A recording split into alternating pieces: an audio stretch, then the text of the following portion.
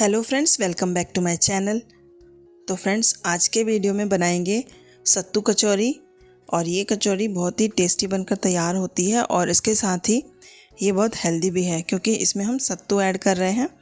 और इसके साथ ही हम इसे आटे से बनाएंगे। तो आप इसे गेहूं के आटे से बना सकते हैं और मैं घर में मल्टीग्रेन आटा यूज़ करती हूँ, तो मैंने यहाँ पर मल्टीग्रेन आटे का यूज़ किया है। तो वो भी एक हेल्दी ऑप्शन है। तो अगर आप मल्टीग्रेन आटा खाते हैं तो वो भी एक हेल्दी ऑप्शन होता है। और उसके साथ अगर हम सत्तू ऐड कर देंगे तो ये कचौरी बहुत हेल्दी हो जाती है। अगर आपके घर में गेहूं का आटा है तो आप वो भी यूज़ कर सकते हैं। तो फ्रेंड्स, इसे बनाने के लिए मैंने यहाँ पर 2 कटोरी आटा ले लिया है। और उसके बाद हम यहाँ पर आधा चम्मच अजवाइन को हाथों में क्रश करके डाल देंगे। और फिर हम डालेंगे नमक स्वाद के अनुसार।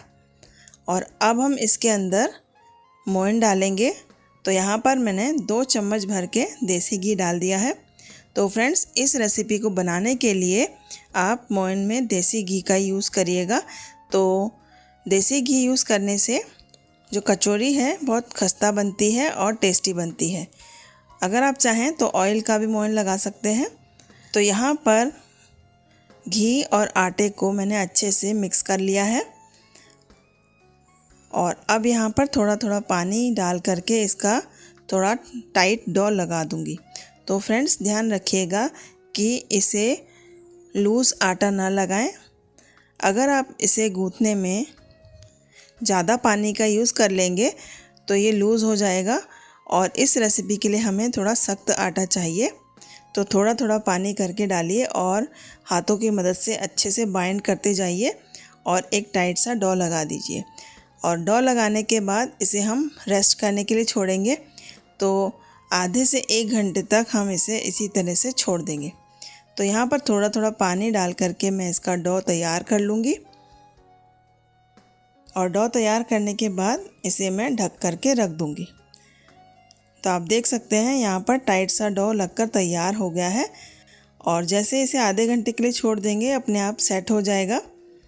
तब तक हम दूसरी तैयारी कर लेते हैं। तो फ्रेंड्स, अब नेक्स्ट स्टेप में हमें चाहिए होगा सत्तू। तो चने का सत्तू हमें लेना है। मार्केट में चने का सत्तू इजीली अवेलेबल हो जाता है। अगर आपको चने का सत्तू नहीं मिलता है तो आप भुने चने मार्केट से ले आइए और भुने चने को ग्राइंड कर लीजिए। तो इस तरह से जो पाउडर तैयार होगा वो सत्तू होता है। तो मार्केट में 2 तरह के भुने चने मिलते हैं, एक छिलके वाले होते हैं, एक बिना छिलके वाले होते हैं। अगर आपको छिलके वाले भुने चने मिलते हैं तो भी कोई परेशानी नहीं है। आप चने के छिलके उतार लीजिए। जिस तरह से हम मूंगफली के छिलके उतार कर उसे हटा देते हैं, इसी तरह आप चने के छिलके भी उतार करके और उसे हटा सकते हैं। और इस तरह से ये 1 कटोरी भुने चने आप ग्राइंड कर लीजिए। तो फ्रेंड्स, इसके बाद हम एक पैन ले लेंगे और उसमें 1 बड़ा चम्मच ऑयल डाल देंगे। फ्लेम को ऑन करेंगे, फ्लेम मीडियम रखेंगे। तब उसके अंदर हम आधा चम्मच कलौंजी, आधा चम्मच अजवाइन और आधा चम्मच सौंफ डाल देंगे। और 1 हरी मिर्च को छोटे टुकड़ों में काट कर मैंने इसमें डाल दिया। इसके साथ ही 2 लहसुन की कलियां और 1 इंच अदरक का टुकड़ा, उसे भी क्रश करके इसके अंदर डाल दिया। और जैसे ही लहसुन का कलर चेंज हो जाएगा हम इसके अंदर कटा हुआ प्याज डाल देंगे। तो प्याज को मैंने पहले ही बारीक काट कर रख लिया था। तो इस तरह से चॉपर में मैंने प्याज को पहले से ही कट करके रेडी कर लिया था। तो लगभग 4-5 चम्मच कटा हुआ प्याज आप इसके अंदर डाल दीजिए। तो एक मीडियम साइज़ के प्याज को आप छोटे टुकड़ों में काट कर इसमें डाल दीजिए। और इसका थोड़ा सा कलर चेंज हो जाएगा तब हम इसके अंदर बाकी के इंग्रेडिएंट्स डालेंगे। तो फ्रेंड्स, इसे हमें ज़्यादा गोल्डन नहीं करना है। जैसे इसका थोड़ा सा कलर चेंज हो जाएगा तब हम इसके अंदर डालेंगे कुछ मसाले। तो यहाँ पर मैंने आधा चम्मच लाल मिर्च पाउडर डाल दिया और इसे मिक्स कर लेंगे।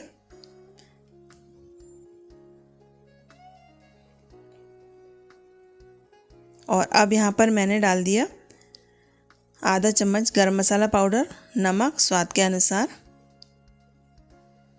और इन सभी चीज़ों को अच्छे से मिक्स कर लेंगे। और यहाँ पर फ्लेम को आप लो रखिएगा। अगर आप फ्लेम को हाई रखेंगे तो सारे मसाले जल जाएंगे और प्याज भी जलने लगेगा, इसलिए हमें फ्लेम को लो टू मीडियम रखना है। और अब यहाँ पर मैं 1/4 चम्मच अमचूर पाउडर डाल रही हूँ। अगर आपके पास अमचूर पाउडर नहीं हो तो आप नींबू भी डाल सकते हैं। आधा चम्मच नींबू का रस इसके अंदर डाल दीजिएगा। और यहाँ पर अगर आपके पास अचार का मसाला है तो 1 चम्मच भर के अचार का मसाला इसके अंदर डाल दीजिएगा। 1 चम्मच भर के अचार का मसाला इसके अंदर डाल दीजिए, जिससे कि इसका फ्लेवर और बढ़ जाएगा। और अब हम चने का सत्तू इसके अंदर डाल देंगे। तो भुने चने जो मैंने ग्राइंड करके रखे थे उसे मैंने एक बार छान लिया और इसके अंदर डाल दिया। फ्लेम को मैंने अभी लो ही रखा है। अगर हम फ्लेम को मीडियम या हाई रखेंगे तो ये पाउडर जो है जलने लगेगा, क्योंकि इसमें हमने ऑयल कम डाला है। तो लो फ्लेम पर आप इसे रोस्ट कर लीजिएगा। तो ये सारी चीज़ों को हम अच्छे से मिक्स कर लेंगे और लगभग 5 मिनट तक सेक लेंगे। और 5 मिनट के बाद ये सारी चीज़ें अच्छे से आपस में मिक्स हो जाएंगी। तो इस तरह से ये हमारी स्टफिंग बनकर रेडी हो गई है। तो फ्रेंड्स, अब यहाँ पर हमने जो आटा गूँथ के रखा था उसमें से मैंने इस तरह से नींबू के साइज़ की छोटी छोटी लोइयाँ तोड़ ली हैं। तो आप देख सकते हैं इस तरह से मैंने छोटी छोटी लोइयाँ तोड़ ली हैं। और अब हम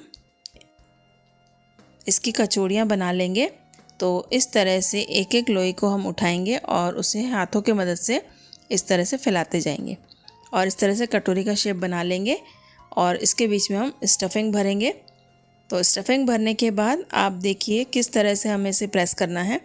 इस तरह से अंगूठे की मदद से आप इसे दबाते जाइएगा और ऊपर का जो पोर्शन है उसे इकट्ठा कर लीजिए। तो जो आटे का ऊपर का पोर्शन है उसे इकट्ठा करके अच्छे से बाइंड कर लीजिए। तो फ्रेंड्स, ये स्टेप बहुत इम्पॉर्टेंट है, आप इसे ध्यान से देखिएगा।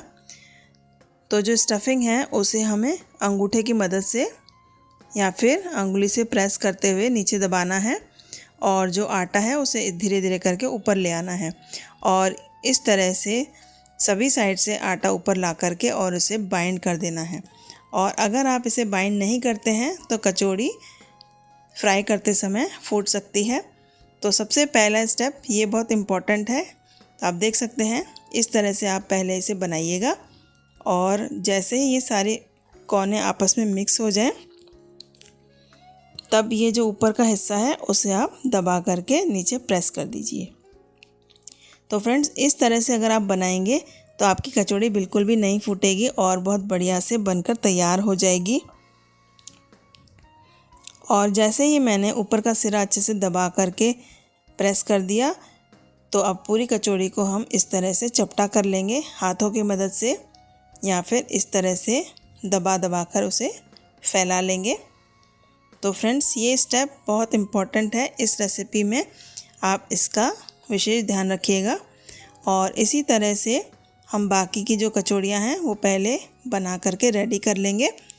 तो फ्रेंड्स, इस तरह से ये एक कचौड़ी बनकर रेडी है। तो अगर आप इसे अच्छे से बाइंड नहीं करेंगे तो फ्राई करते समय ये फूट जाएगी। तो इस स्टेप का आप विशेष ध्यान रखिएगा। तो एक और मैं आपको बना करके दिखा देती हूँ। तो सबसे पहले हमें नींबू के साइज़ की लोई को इस तरह से तोड़ लेना है और फिर हाथों की मदद से इसे इस तरह से कटोरी का शेप दे देना है और उसके बाद इसे फैलाते जाना है। अब हम इसके अंदर चम्मच से स्टफिंग भरेंगे। तो आप देख सकते हैं इस तरह से जैसे आप दबाते जाएंगे ये कटोरी के शेप में आ जाएगा। तो फ्रेंड्स, आप देख सकते हैं स्टफिंग भी बहुत ध्यान से भरिएगा। अगर आप ज़्यादा स्टफिंग डाल देंगे तो भी वो फ्राई करते समय निकलती रहेगी। तो इस तरह से मैंने यहाँ पर 1 से 1.5 चम्मच स्टफिंग डाल दिया और वापस इसे अंगूठे और उंगलियों की मदद से प्रेस करती जाऊँगी और जो सारे सिरे हैं उन्हें इकट्ठा एक साथ ले आऊँगी। और पहले इन्हें एक साथ इकट्ठा करके बाइंड करना है। सबसे पहले आप बाइंड करिएगा। अगर ये बाइंड नहीं होंगे तो फिर तेल में जाते ही खुलते रहेंगे। तो सबसे पहले हमें इस तरह से बाइंड करना है और अब ये जो ऊपर का सिरा है इसे दबा करके प्रेस कर देना है। और उसके बाद पूरी कचौड़ी को हम हथेलियों की मदद से चपटा कर लेंगे। तो इस तरह से यहाँ पर मैंने इसे दबाकर प्रेस कर लिया। अब हथेलियों की मदद से इसे चपटा कर लेंगे। तो फ्रेंड्स इस तरह से मैं सारी जो कचौड़ियाँ हैं उसे बना करके तैयार कर लूँगी। और जब तक मैं इसे बनाती हूँ तब तक मैंने कढ़ाई रख दी है और उसमें ऑयल गरम करने के लिए रख दिया है, क्योंकि ऑयल को हमें अच्छा सा गरम करना है और गरम करने के बाद फ्लेम को मीडियम कर देना है। तो फ्रेंड्स ध्यान रखें, जब आप कचौड़ियाँ बनाने लगें उसी समय आप कढ़ाई रख दीजिए, ताकि एक बार ऑयल अच्छा सा गरम हो जाए। और जैसे ही अच्छा सा ऑयल गरम हो जाएगा तब फ्लेम को आप लो कर दीजिएगा। तो ध्यान रखिए, ऑयल को पहले अच्छा सा गरम कर लीजिए और उसके बाद फ्लेम को लो कर दीजिए। और लो करने के 2-3 मिनट के बाद आप ये कचौड़ियाँ डालेंगे। तो जो ऑयल का टेम्परेचर है वो बहुत ज़्यादा नहीं होना चाहिए, ऑयल का टेम्परेचर कम होना चाहिए।